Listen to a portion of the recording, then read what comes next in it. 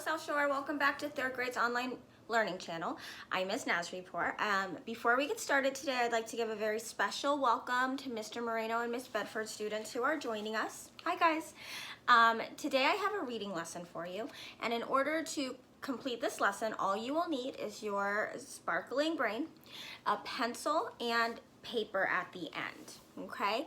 So go ahead and get all of those things ready, gear up your brain, and we'll get right into reading today. On our channel, what we have been working on in reading is making inferences. Now, inferring is figuring out something that wasn't completely explained in the text. So sometimes the authors tell us write out what they want us to know, and sometimes they expect us to be detectives and figure it out. When we are detectives, inferring detectives, we take our background knowledge, and that's everything we already have in our brains, and we pair that with the text evidence. That's what we read in the text and what we see in the illustrations to figure out what the author is trying to tell us. In other words, we take the book, we add our brains, and we figure it out. Today, as we're making inferences, we're also going to be reading a book called The Gardener. I'm going to get started by previewing the book by reading the blurb on the back. In the late 1930s, when Lydia Grace's family can't make ends meet, that means they don't have enough resources or enough money to take care of all of their needs. She's packed on a train with her pockets and bags full of seeds and sent to live with her gloomy Uncle Jim, a baker in the city. Lydia Grace doesn't know much about baking bread, but she eagerly makes up for it with her green thumb. She's in pursuit of one thing: to make Uncle Jim smile. Now, I know that this book happened in the 1930s, and in my own brain, my background knowledge, what I know about the 1930s is that our country, the United States, was going through a really hard time where a lot of people didn't have money. I also read that she is going to live with her uncle, who's a baker in the city. That tells me that she probably lives in a rural area, what we call the country. We'll go ahead and take our first look at a picture. I'm betting that's Lydia Grace, and that must be her grandma. The Gardener. This was written by Sarah Stewart with pictures by David Small. And if you take a look, you can see that this book is written in letters. This first letter is dated August 27th, 1935. Dear Uncle Jim, Grandma told us after supper that you want me to come to the city and live with you until things get better. Did she tell you that Papa has been out of work for a long time? And no one asked Mama to make dresses anymore. We all cried, even Papa. But when Mama made us laugh with her stories about you chasing her up trees when you were both little. Did you really do that? I'm small but strong, and I'll help you all I can. However, Grandma said to finish my schoolwork before doing anything else. Your niece, Lydia Grace Finch.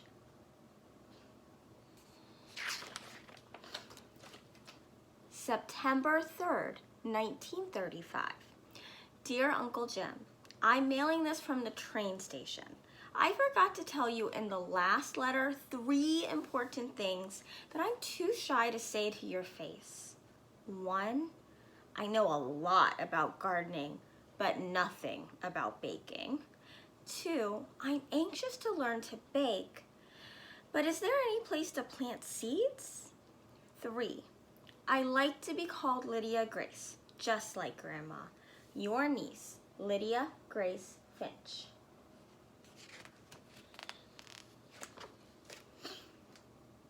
On the train, September 4th, 1935. Dear Mama, I feel so pretty in your dress that you made over for me. I hope you don't miss it too much. Dear Papa, I haven't forgotten what you said about recognizing Uncle Jim. Just look for Mama's face with a big nose and a mustache.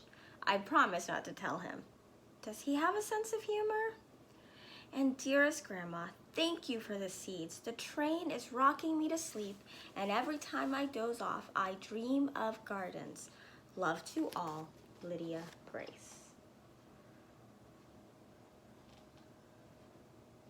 So I can tell that Lydia Grace feels like she is going on a big adventure, and she probably feels very excited. I wonder if she's a little bit scared too. We have a picture in the big city. September 5th, 1935. Dear Mama, Papa, and Grandma, I'm so excited. There are window boxes here. They look as if they've been waiting for me. So now we'll both wait for spring. And Grandma, the sun shines down on the corner. We'll all live and work. Love to all, Lydia Grace. P.S. Uncle Jim doesn't smile. So because I've read in this book that Lydia Grace loves to garden, and because in my mind, my background knowledge, I know that most plants need sunshine, I can tell that she's excited about the window boxes here and the sun shining down on them, because I can infer she's probably going to plant some of those seeds in them. December 25th, now it's been a couple months. December 25th, 1935.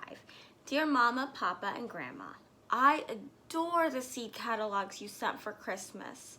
And Grandma, thank you for all the bulbs. I hope you received my drawings. I wrote a long poem for Uncle Jim.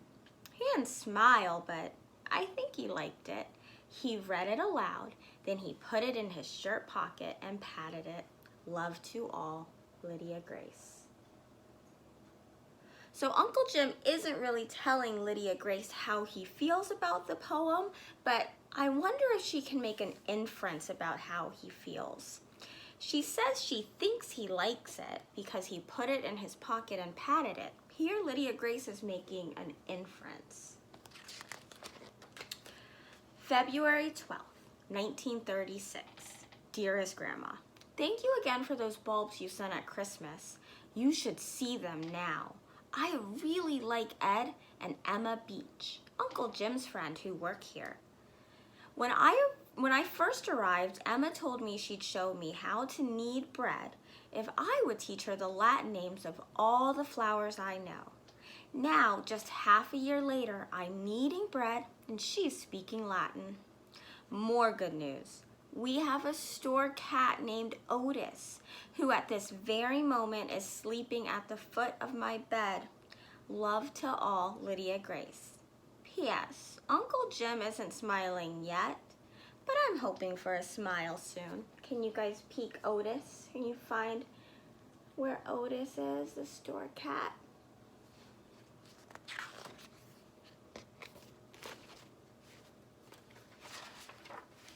March 5th, 1936. Dear Mama, Papa, and Grandma, I've discovered a secret place. You can't imagine how wonderful it is. No one else knows about it but Otis. I have great plans. Thank you for all the letters. I'll try to write more, but I'm really busy planting all your seeds in cracked teacups and bent cake pans. And Grandma, you should smell the good dirt I'm bringing home from the vacant lot down the street. Love to all, Lydia Grace.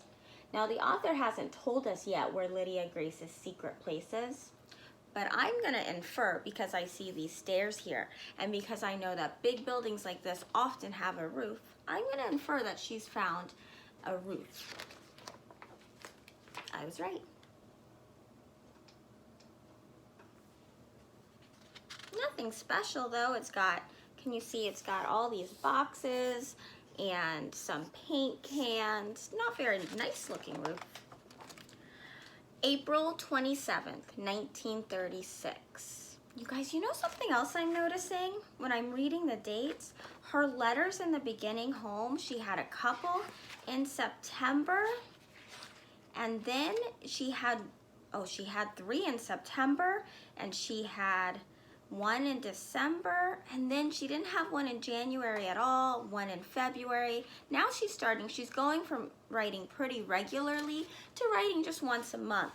I can infer that she's probably getting more comfortable in her new home because she's not writing to her mom and dad and grandma quite as often. April 27th, 1936. Dearest Grandma, all the seeds and roots are sprouting. I can hear you saying, April showers bring May flowers.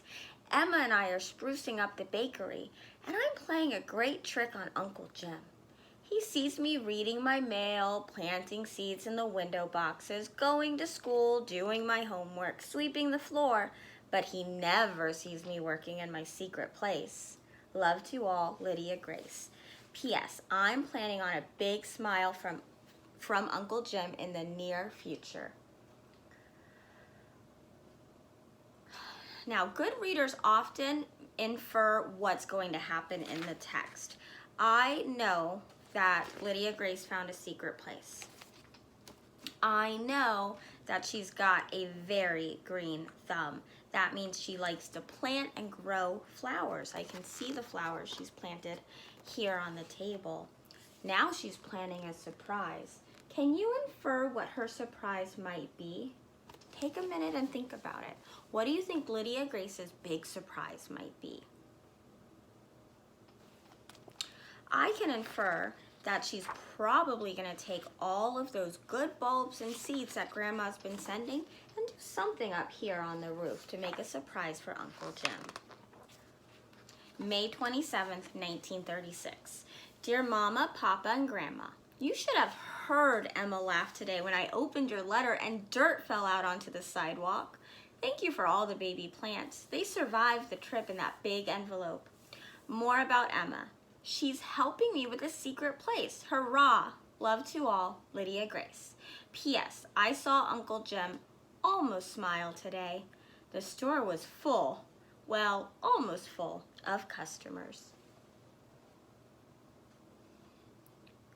Look, you can see in the window boxes here and here all of Lydia Grace's flowers she's planted. June 27th, 1936. Dear Grandma, flowers are blooming all over the place. I'm also growing radishes, onions, and 3 kinds of lettuce in the window boxes. Some neighbors have brought containers for me to fill with flowers, and a few customers even gave me plants from their gardens this spring.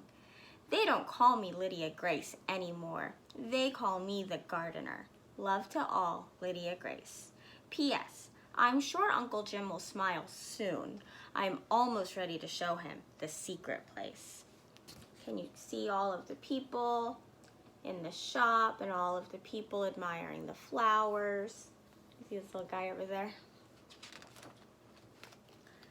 July 4th, 1936. Dearest Mama, Papa, and Grandma, I am bursting with happiness. The entire city seems so beautiful, especially this morning. The secret place is ready for Uncle Jim. At noon, the store will close for the holiday, and then we'll bring him to the roof. I've tried to remember everything you ever taught me about beauty. Love to all, Lydia Grace. P.S. I can already imagine Uncle Jim's smile. You can see she's making little signs for him to lead him up the stairs into the secret place. This one says, this way, you've arrived, and please go up. Ready? Looks like my inference was right. A beautiful secret place she made for Uncle Jim. July 11th, 1936. Dear Mama, Papa, and Grandma, my heart is pounding so hard, I'm sure the customers can hear it downstairs. At lunch today, Uncle Jim put the closed sign on the door and told Ed and Emma and me to go upstairs and wait. He appeared with the most amazing cake I've ever seen, covered in flowers. I truly believe that cake equals 1,000 smiles. And then he took your letter out of his pocket with the news of Papa's new job. I'm coming home. Love to all and see you soon. Lydia Grace. P.S. Grandma, I've given all of my plants to Emma. I can't wait to help you in your garden again. We gardeners never retire.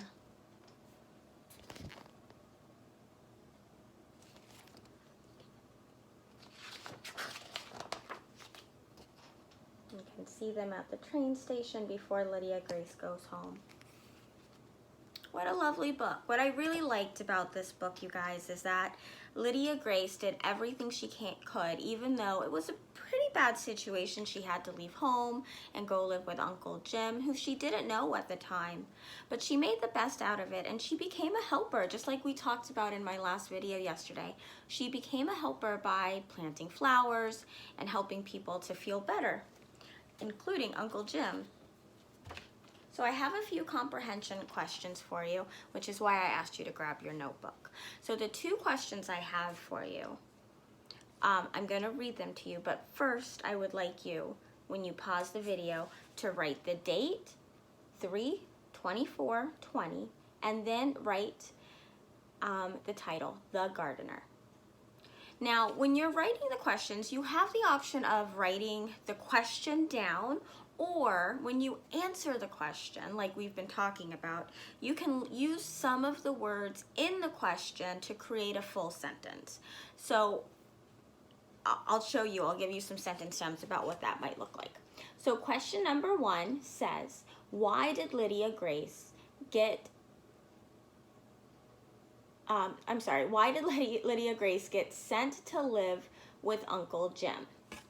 Now, you can write the question and then answer it, or if you don't want to write the question, but you still want to answer in full sentences like good 3rd graders do, you could write, Lydia Grace gets sent to live with Uncle Jim because. And then go on to question 2. Use information in the book to infer how Uncle Jim felt about Lydia Grace. So think about everything you learned in the text, every conversation or interaction that Lydia Grace had with Uncle Jim that she told us about in her letters, and think about how he must have felt about her. The author never tells us how Uncle Jim feels about Grace, so you're going to have to make an inference. Remember to use things you already know about how some people interact with each other and evidence from the text in order to do that.